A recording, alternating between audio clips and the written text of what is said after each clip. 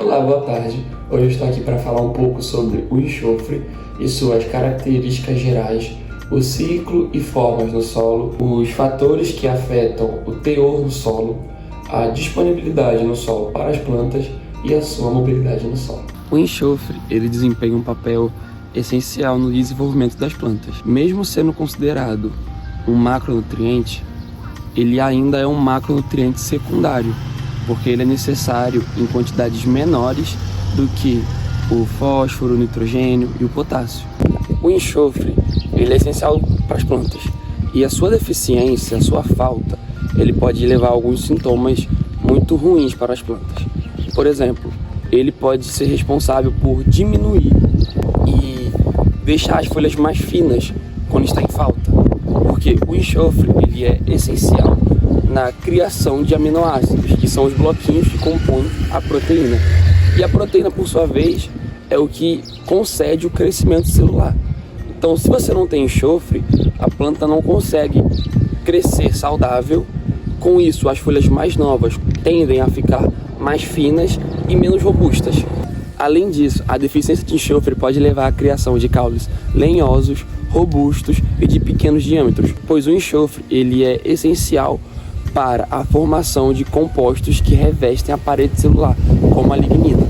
Então, sem enxofre, a planta fica mais suscetível a danos mecânicos e ao colapso estrutural.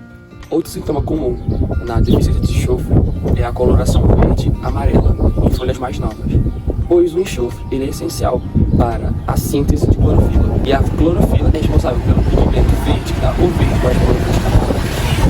É responsável também pela fotossíntese. Então, quando você tem essa falta de enxofre, a planta não consegue produzir essa clorofila, logo ela fica com essa deficiência, fica com essa cor mais amarelada, e logo também produz menos, consegue produzir menos com a fotossíntese.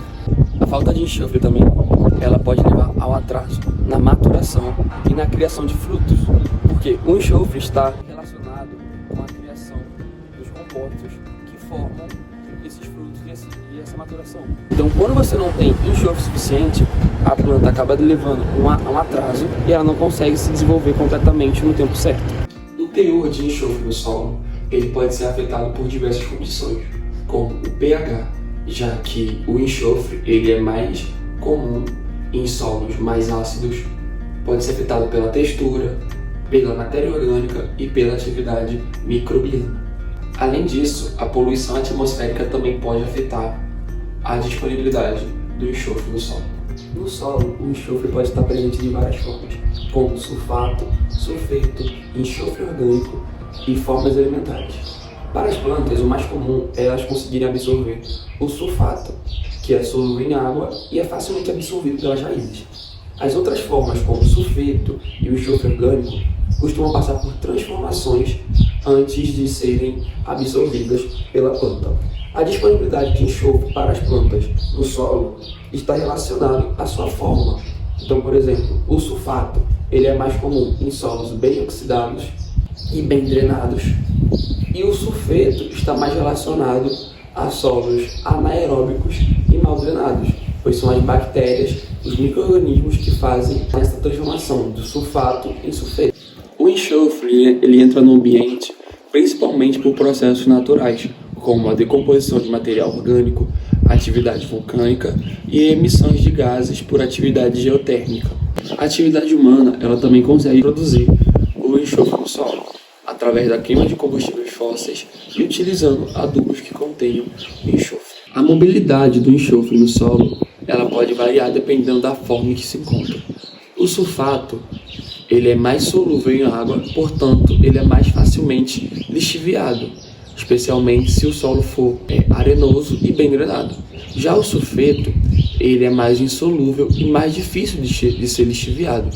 Então, ele costuma se apegar mais às partículas do solo e dificilmente vai embora com a água da chuva.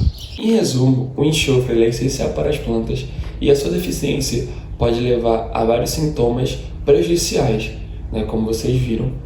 Então, a gente tem que tomar muito cuidado com o uso do enxofre, tanto com o excesso quanto com a falta, e ficar de olho para que a planta receba a quantidade necessária.